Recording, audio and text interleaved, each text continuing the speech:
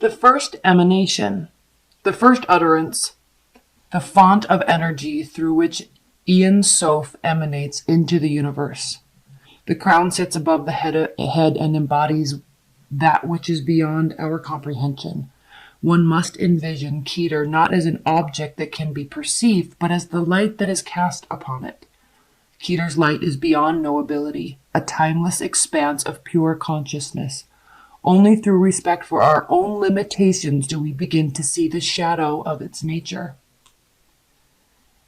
As the highest point on the tree of life, all continuums cascade downward from it. Keter stands in contrast to Malkuth, who rests at the very bottom of the tree. The span that lies between them measures the complete distance from the most spiritual to the most physical aspect of our existence. Journeying downward from this point, all other emanations become increasingly close to our present experience. So we have at the bottom of the deck, we have the Six of Pentacles. So obviously giving, receiving, reciprocity, but also generosity. Because he knows that he's giving. The receipt is not coming from them. That what he's receiving is not coming from them. He's giving because he knows that they need it or they want it or they'll be able to have fun. It's like giving kids money to go to the candy store, right? It's pleasurable to be able to give someone an experience. So in this deck, all right, this is reciprocity. This is giving and receiving. This is equality in giving and receiving. However, there is a higher level aspect to this card that talks about not what we get, but the pleasure that we get because we give. So I think this month there is an understanding. The Empress reversed. This is about either having a miscarriage or I always say the baby thing, pregnancy or miscarriage with this card, but it is only one of the meanings. It doesn't necessarily mean that, but it can mean that.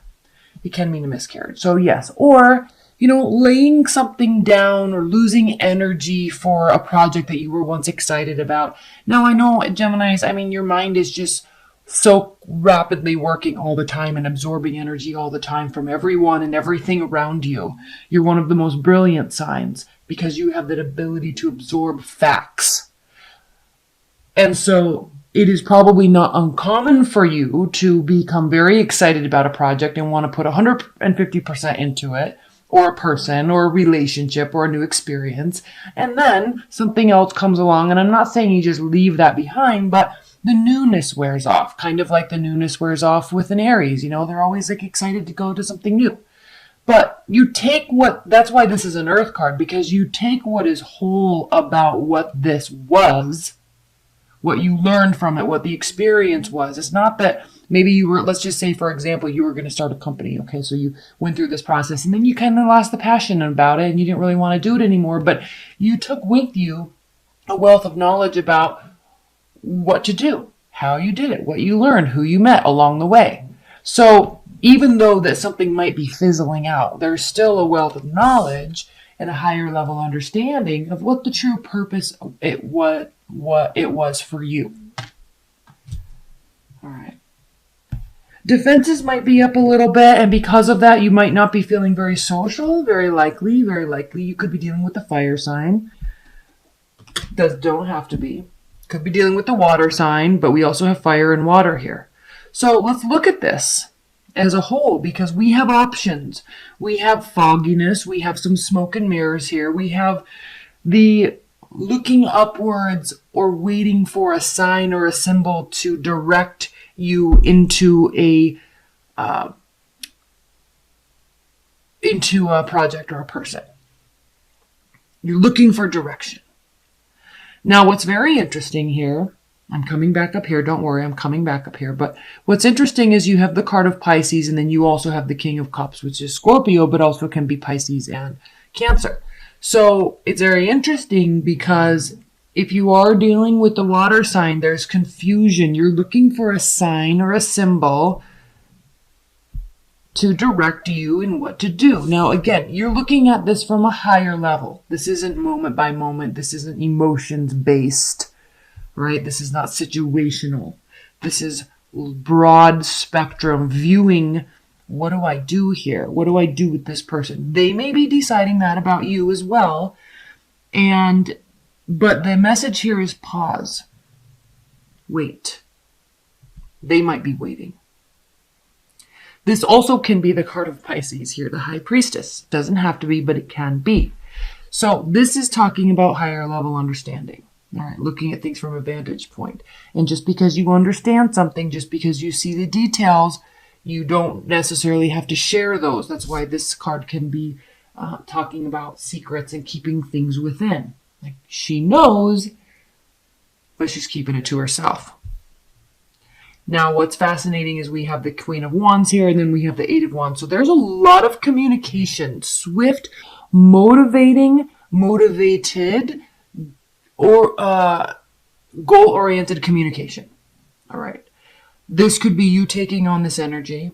This could be someone else in your realm taking on this energy. But this has to do with, she is very decisive. The Queen of Wands is very decisive. The Eight of Wands is swift movement, swift communication, short distance travel, making plans, talking about plans. So it could be talking about, what you're doing over the holidays. But this is more action-oriented. And it's coming from a place, Geminis, that is something that feels very familiar to you. Whether you know it or not, there's a familiarity to you in this month in terms of why you're doing something, why you're making that decision, why you're waiting. Okay. And there's a dichotomy here. Action, pause. Okay. Action, direction, movement, feelings, understanding. So I don't know if this is you or them or the whole situation combined that flip-flops a little bit. Interesting month, Geminis. We have the Star, we have Temperance, and we have Strength. So major call to action for you because it starts with a major arcana and it ends with 3 major arcanas. So major call to action to you to maintain your composure and your confidence and your willingness to see or accept or hear the other side. All of the sides. And like the parallax gap, you understand that there are many sides to every story. And it is almost impossible to always get the whole unless you can see it and put together all the different components of the puzzle or of the story. So maintaining composure, there is a call to action for you to definitely maintain composure this month. Let's pull some clarifiers. These are beautiful major arcana cards. Faith and hope, healing, maintaining your temperament, and having and maintaining your confidence. So whatever's happening up here, this is also like your wheelhouse, because you can be like this and you can be like this very easily. You really work well in both of these realms. And so it's not uncommon for these to be both of you throughout the month. And that could be why you're getting this kind of quiet confidence about you, about what you're doing, because you feel at home here and you feel at home here. You feel at home with this person and you feel at home with this person, right? That's why there is this card of reciprocity. That's why there is this card of generosity. Okay, not starting something new. So you're working something that's already been working, or you're stopping something that's not working and taking the lessons from it. Defenses are up a little bit with respect to that. Again, this is a card of generosity. This is a card of maintaining sure footing. So you either need this, okay, and until you get it, your defenses are up. Until you get it, you're not putting more effort in.